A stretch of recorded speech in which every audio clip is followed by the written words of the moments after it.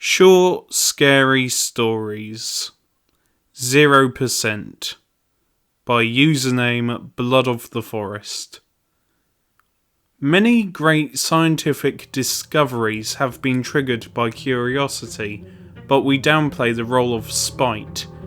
My academic career was acceptable, but I'd never have invented anything if it wasn't for Jeffrey White. Years ago, I thought I found a new beetle species.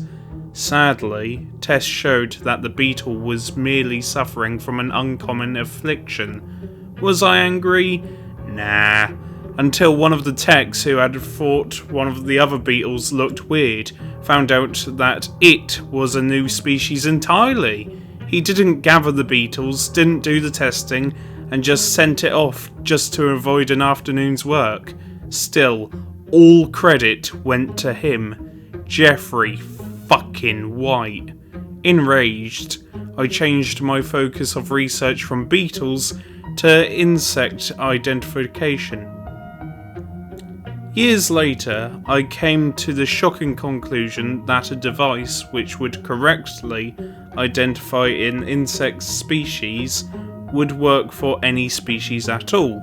The lab know my general ideas, but have no idea whatsoever that I've built anything, much less that I've sneaked it home. So I decided to scan my cat. Now if this device is even slightly successful, then I will go down in history. As my first subject, perhaps she'll join me. I type cat into the suspected species box and scan. Suspected species cat. 0% match unregistered species. Unregistered, it's a fucking cat, I yell. Despite my outburst, Bast has remained exceptionally still. I then hear a voice echo in my head. You cannot know about me. Bast shimmers as if she wasn't quite there. This device shouldn't exist. The edges which once outlined a cat are now unclear. They're not blurry, no, but if I try to ascertain or even comprehend its form, my mind lurches. We cannot allow existence of a device which could find us, the creature says. My device is suddenly destroyed by a limb I can barely see. I stand up to run, but it's far too late. We cannot allow existence of the human that made it. I'm stabbed, and the thing folds itself into a cat shape again.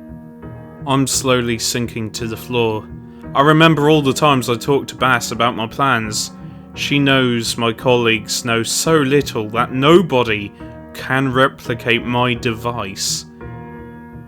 Bats pads over to me, and I wonder what she really was.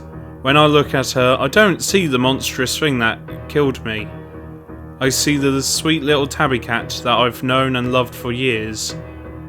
I fade in and out of consciousness, and yet I don't panic. Bat's soft fur touches my twitching palm, and I wonder if she caused my sense of calm.